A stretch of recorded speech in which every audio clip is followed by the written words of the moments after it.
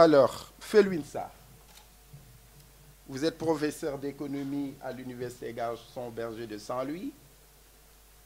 Vous êtes co-auteur du rapport qu'on appelle rapport Sarr-Savoie sur la restitution du patrimoine africain, qui a été une bonne idée du président Emmanuel Macron. Alors, j'entends bien qu'il est attendu de moi que je parle grosso modo du rapport et de ses enjeux et de ses implications. Donc, ce que je veux faire, c'est que je ne reviendrai pas trop sur le détail de ce que nous avons dit dans le rapport, sur la méthodologie. J'aimerais plutôt insister sur les enjeux symboliques, relationnels, philosophiques et les questions que ça soulève, en fait. Mais peut-être rapidement quelques éléments de contexte. Au mois de novembre 2017, le président français Emmanuel Macron fait un discours à Ouagadougou. Et dans son discours, il annonce que ce n'était pas normal que les œuvres du patrimoine africain soient vues à Paris, Berlin et Londres et qu'elles ne soient pas vues dans les capitales africaines et qu'il allait travailler à ce que d'ici 5 ans, les conditions soient réunies pour qu'il y ait des restitutions temporaires ou définitives de ces œuvres-là.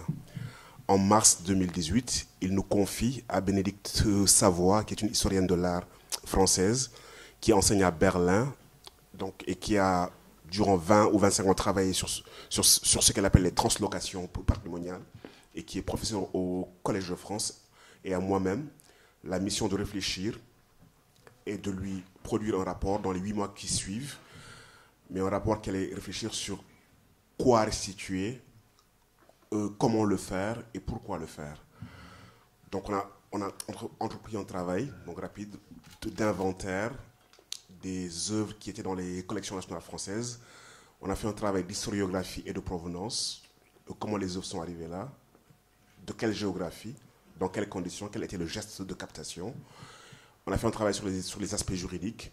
Il y a le code du patrimoine français qui empêche la restitution de ces œuvres dès l'instant qu'elles sont intégrées dans les collections ethnographiques qui sont considérées comme appartenant au patrimoine mobilier de l'État, donc sont frappées par ce qu'on appelle la domanialité publique.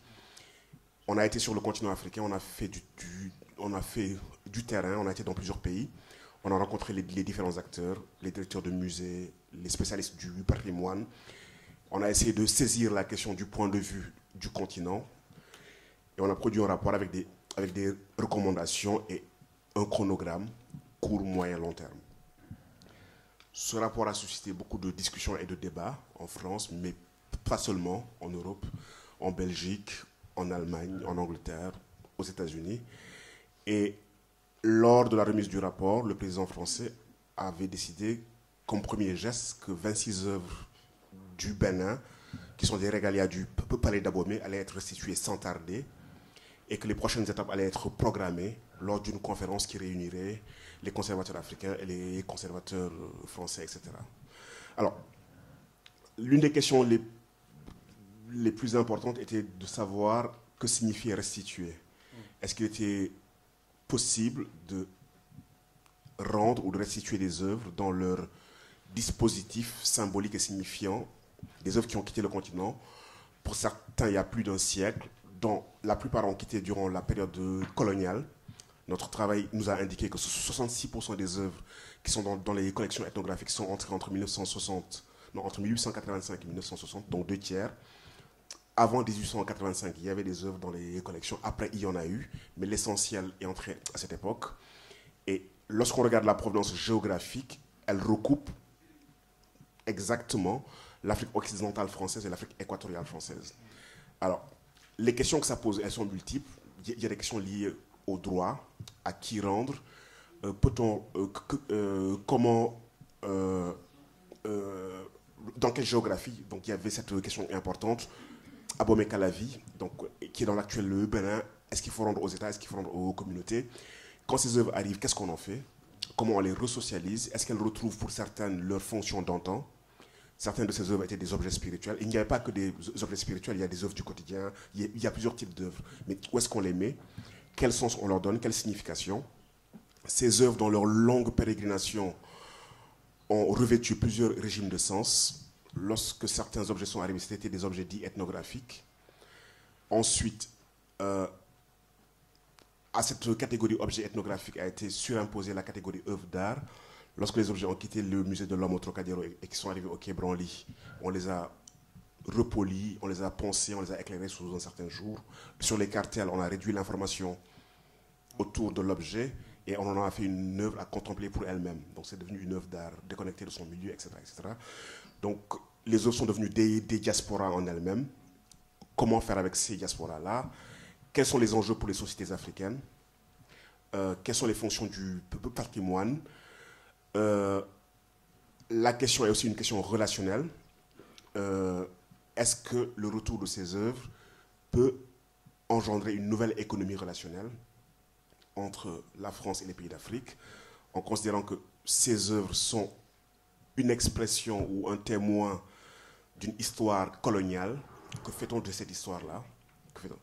Et tous les débats qui ont entouré la restitution de ces œuvres sont des débats qui peu ou prou entrer à l'histoire coloniale et qui peu ou prou entrer à l'imaginaire relationnel et qui peu ou prou ont trait, de mon point de vue, à la question de la nouvelle économie de la relation. Que signifie rendre ces œuvres-là actuellement pour les sociétés qui les rendraient, y compris les crispations et le refus de rendre, et tous les arguments qui ont été évoqués pour refuser de les rendre, sont des arguments qui, pour moi, renseignent sur l'état de la relation et les impensés de la relation. Donc, c'est peut-être pour moi ça les enjeux les plus importants, et peut-être je ne serai pas très très long, mais peut-être que j'en indiquerai deux. En 2005, il y a eu en Europe, à Faro, une convention qui instituait le droit au patrimoine pour les jeunesses européennes. Donc ça veut dire qu'on considérait que sur le continent européen, les jeunesses avaient droit à leur histoire et à leur patrimoine, et que le patrimoine était extrêmement important. Je pense que l'un des premiers enjeux pour les sociétés africaines est celui-là, c'est celui de retrouver des traces qui manquent.